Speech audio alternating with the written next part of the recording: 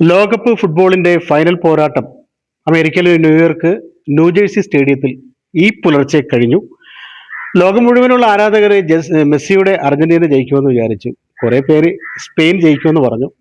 2010 ആവർത്തിക്കുമെന്ന് പറഞ്ഞ ആളുകളുണ്ട്. ഏതായാലും സ്പെയിൻ ജയിച്ചു. അർജന്റീനയുടെ കടുത്ത ആരാധകനായ Mankada United FC chairman, Mankada PT ഗ്രൂപ്പിന്റെ ചെയർമാനുമാണ് PT അബ്ദുൽ സലാം. അതുകൂടാതെ United FC president Samad Parachikkottil, അദ്ദേഹമാണ് പറഞ്ഞത് 2010 ആവർത്തിക്കുന്നു. ഇദ്ദേഹം പറഞ്ഞ് ഉറപ്പായിട്ടും അർജന്റീന കപ്പ് കൊണ്ടുപോകുന്നു. ഇപ്പോ അങ്ങനെ അർജന്റീന കപ്പില്ലാതെ നാട്ടിൽ പോകുന്നു, സ്പെയിൻ കപ്പ് കൊണ്ട് നാട്ടിൽ പോകുന്നു. ഇത് നല്ല പ്രതീക്ഷയായിരുന്നു ഞങ്ങൾക്ക്. എന്നിരുന്നാലും ഞങ്ങൾ പ്രസിഡന്റ് സമദാക്ക് പറഞ്ഞ പോലെ 2010 ആവർത്തിച്ചു. ഇന്നലത്തെ കളി നോക്കുകയാണെങ്കിൽ അർജന്റീന വേണ്ട രീതിയിൽ ബോൾ കിട്ടിയിട്ടില്ല.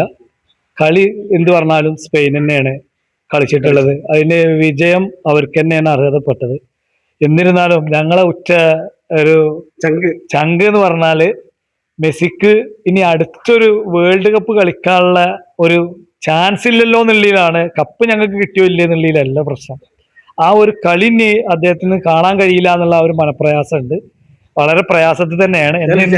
ഞാൻ ചോദിക്കട്ടെ, അതായത് മെസ്സിയുടെ ഇന്നലത്തെ കളി കണ്ടു കാണാത്തവരാരും ഉണ്ടാവില്ല. കളി കണ്ടു കഴിഞ്ഞാല് അടുത്തൊരു ലോകകപ്പിന് അദ്ദേഹം ഉണ്ടാകുമെന്ന് ഉറപ്പിച്ച് പറയാൻ പറ്റില്ലാത്ത തരത്തിലുള്ള കളിയാണ് ഇന്നലെ കളിച്ചത്. ശരിയല്ല? പക്ഷെ അത് നമ്മള് ഖത്തറിലെ വേൾഡ് കപ്പിലും മെസ്സിന്റെ കളിയില് ഞാൻ അടുത്തൊരു വേൾഡ് കപ്പ് കളിക്കാൻ മെസ്സിക്ക് കഴിയില്ല എന്ന് പറഞ്ഞിട്ടുണ്ടായിരുന്നു. പിന്നെയും അയാളെ ഫിറ്റ്നസ് കാര്യങ്ങളൊക്കെ അയാള് തിരിച്ചു പിടിച്ച് ഈ ലെവലിൽ അർജന്റീനന്റെ കളി എന്തെങ്കിലും ഒരു അനക്കം കാണുന്നുണ്ടെങ്കിൽ മെസ്സിന്റെ കയ്യിൽ ബോൾ കിട്ടുമ്പോഴാണ് ഒരു അനക്കം വരുന്നത്. ഇല്ലെങ്കിൽ തൊടിച്ചില്ലല്ലോ. അപ്പൊ ആ ഒരു പ്രയാസം മാത്രമേ ഉള്ളൂ. പക്ഷെ എന്നിരുന്നാലും 30-ലും ഞങ്ങൾ പ്രതീക്ഷിക്കുന്നുണ്ട് അദ്ദേഹത്തിന്റെ ഒരു കളി കാണാന്. തീർച്ചയായും പൂർണ്ണ ആരോഗ്യത്തോടെ തിരിച്ചു വരട്ടെ എന്ന് ഞങ്ങൾ ആഗ്രഹിക്കുകയാണ്. എങ്ങനെയുണ്ടായിരുന്നു മങ്കട യുണൈറ്റഡ് FC വലിയ രീതിയിൽ സ്ത്രീകളും കുട്ടികളും ഉൾപ്പെടെ ഈ ISM ഓഡിറ്റോറിയത്തിൽ ഒരുപാട് പേര് കളി കാണാൻ വന്നിരുന്നു, ആഘോഷമാക്കി. മങ്കട ശരിക്കും ഈ കഴിഞ്ഞ രാത്രി ആഘോഷമാക്കി. നല്ല പരിപാടികൾ ഉണ്ടായിരുന്നു, ലഹരിക്കെതിരെ ബോധവൽക്കരണ പരിപാടി ഉണ്ടായിരുന്നു. കളി കാണാൻ സ്ത്രീകളും കുട്ടികൾ ഇത്രയും ഒഴുകിയെത്തുമെന്ന് ഇവർ പോലും പ്രതീക്ഷിച്ചിട്ടുണ്ടാവില്ല. അപ്പോൾ ഏതായാലും അതൊരു വലിയ കാര്യമാണ്. അതുകൂടാതെ ഈ ലഹരിക്കെതിരെ നിങ്ങൾ എന്തോ ബോധവൽക്കരണ പരിപാടികളൊക്കെ നടത്തിയായിരുന്നല്ലോ? നമ്മൾ ലഹരിക്കെതിരെ നമ്മളെ മലപ്പുറത്തെ ഫയറിന്റെ 2 ആളുകൾ വന്ന്, അവർ ഉദ്യോഗസ്ഥന്മാർ വന്ന് വളരെ ക്ലിയർ ആയിട്ട് ലഹരിക്കെതിരെയുള്ള ബോധവൽക്കരണ ക്ലാസ്സുകൾ എടുത്തു. നമ്മള് പിന്നെ ഗ്യാസുമായി ബന്ധപ്പെട്ടുള്ള അപകടങ്ങൾ എന്തെങ്കിലും ഉണ്ടായാലുള്ള അതെല്ലാ കാര്യങ്ങളും അവർ വിശദീകരിച്ചു കൊടുത്തു. അതിനോടനുബന്ധിച്ച് തന്നെ നമുക്ക് എന്താ വെച്ചാൽ നമ്മൾ ഈ ഒരു യുണൈറ്റഡ് FC നമ്മുടെ നാടിന്റെ ഒരുമയാണ് നമ്മൾ പ്രതീക്ഷിക്കുന്നതും. ഒരുമിച്ച് നമുക്ക് മുന്നേറാന്നുള്ള ഒരു വേർതിരിവില്ലാതെ അതിനു വേണ്ടി നമ്മൾ എന്ത് ചെയ്ത് വെച്ചാല് ലേഡീസ് ആണെങ്കിലും കുട്ടികൾ ഫാമിലി കംപ്ലീറ്റ് ഇന്നലെ അവിടെ അതിന് പ്രത്യേക അവരെ മകൾക്ക് അവർക്ക് ഇരിപ്പിടം നന്നായിട്ട് ഒരുക്കി. 1000, 1500, 1200 ആളുകളോളം വന്ന്. പിന്നെ സൗണ്ട് സിസ്റ്റം ആണ് ഞങ്ങൾ 10,000-ന്റെ മുകളിലാണ് അതിൻ്റെ സൗണ്ട് സിസ്റ്റം ഒരുക്കിയത്. എല്ലാം വളരെ ഗംഭീരമായിട്ടാണ്, ഒന്നിനും കുറവുണ്ടായിരുന്നില്ല അവർക്ക് എന്നർത്ഥം. ആ രീതിയിലാണ് ഞങ്ങൾ അവിടെ അറേഞ്ച് ചെയ്ത്. അപ്പൊ ഇന്നലെ ഈ കളിയൊക്കെ കണ്ടു കഴിഞ്ഞ് ഈ അവസാന ഘട്ടത്തിലേക്ക് എക്സ്ട്രാ ടൈമിലേക്കൊക്കെ അങ്ങോട്ട് പോയി. അവസാനം സ്പെയിനിന്റെ ഒരു ഗോള് വീണതോടുകൂടി കാര്യങ്ങൾ എങ്ങനെയായിരുന്നു? വളരെ ആ ഒരു ഗോള് വീണതോടുകൂടി പിന്നെ ഞങ്ങള് മനസ്സിലാക്കി ഇനി അത് തിരിച്ചു വരവില്ലാതെ ഞങ്ങൾ മനസ്സിലാക്കിയിട്ടുണ്ടായിരുന്നു. ഏതായാലും ഞങ്ങൾ ആ തോൽവി അംഗീകരിച്ചുകൊണ്ട് തന്നെ സ്പെയിനിന്റെ കളി മികവുറ്റതായിരുന്നു തന്നെ പറയാം. ഇന്നലെ ആ ഒരു സ്പെയിനിന്റെ കളിയിൽ നമ്മള് അർഹതപ്പെട്ടവർക്ക് തന്നെ ആ കപ്പ് കിട്ടി എന്നുള്ളത് തന്നെയാണ് ഇപ്പൊ നമ്മളെ മനസ്സിലുള്ളത്. ഞങ്ങളെ സംബന്ധിച്ച് ഇത്രേ ഉള്ളൂ. 2030 നമ്മളെ മെസ്സി കളിക്കണം, ആ കളി ഒന്നും കൂടി കാണണം എന്നുള്ള ഒരു ആഗ്രഹം അത്രേ ഉള്ളൂ. അതായത് ബാഴ്സലോണയിൽ ഉള്ള താരങ്ങളൊക്കെയാണ് കൂടുതലും അർജന്റീന ഉള്ളത്. അപ്പോ സ്പെയിനിന് ഈ അർജന്റീന താരങ്ങളുടെ കുറെ കാര്യങ്ങളൊക്കെ അവർക്ക് അറിയാം. അപ്പൊ അവരെങ്ങനെ പ്രതിരോധിക്കാം, അവരെങ്ങനെ ഗോളടിക്കാതിരിക്കാൻ തടയാമെന്നുള്ള കാര്യങ്ങളൊക്കെ കോച്ച് ക്ലാസ് കൊടുത്തിട്ടുണ്ടാവും എന്ന് തന്നെ പറയേണ്ടി വരില്ലേ?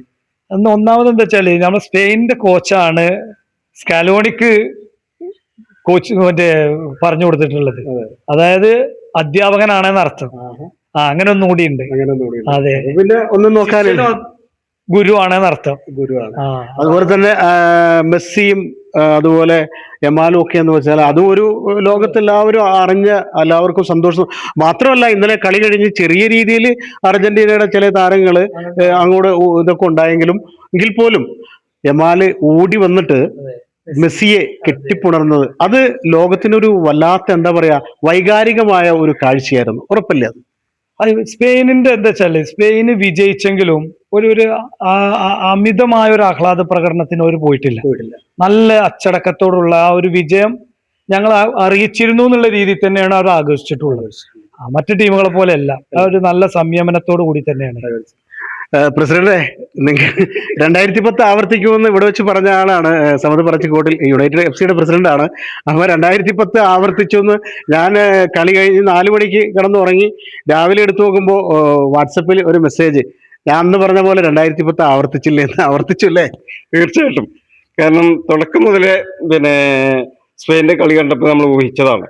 കാരണം ഫ്രാൻസിനായിട്ടുള്ള കളിയിൽ നമ്മൾ ഊഹിച്ചതാണ് ഈ കളി ഫൈനൽ കളിക്കുകയാണെങ്കിൽ ഏത് ടീം വന്നാലും അടിക്കാൻ കഴിയുന്നുള്ള ഒരു കളിയാണ് നമുക്ക് അവരെ കളി കാണുമ്പോൾ മനസ്സിലാക്കാൻ കഴിയും.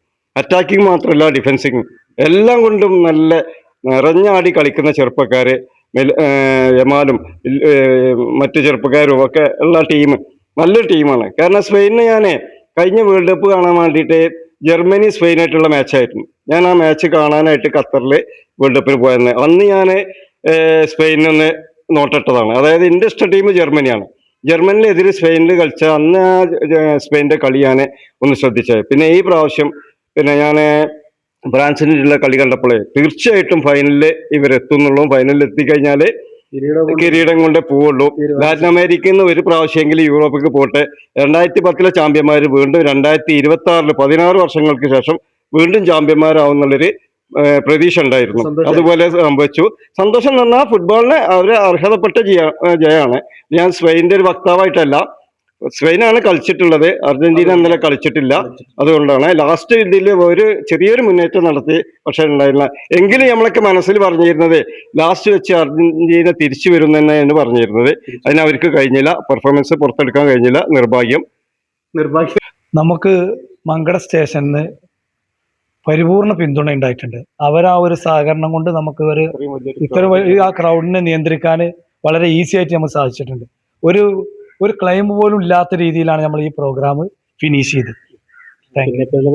പെരുന്തമണ്ണ നമ്മളെ DYSP ലത്തീഫ് സാറിന്റെ പിന്തുണയോടുകൂടിയാണ് അത്രയും ആ ഫോഴ്സ് നമുക്ക് അവിടെ ഇന്നലെ കിട്ടിയിട്ടുള്ളത്.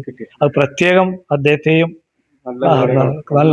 നല്ല കാണികളുമായിരുന്നു. നമ്മളെ കാണികൾ എന്നും നമ്മൾ ഈ അച്ചടക്കത്തോടു കൂടി ആ ഒരു ആവേശത്തോടു കൂടിയുള്ള കളി കാണലായിരുന്നു. പോലീസ് പ്രത്യേകം അഭിനന്ദനങ്ങൾ, നന്ദി, താങ്ക് യു.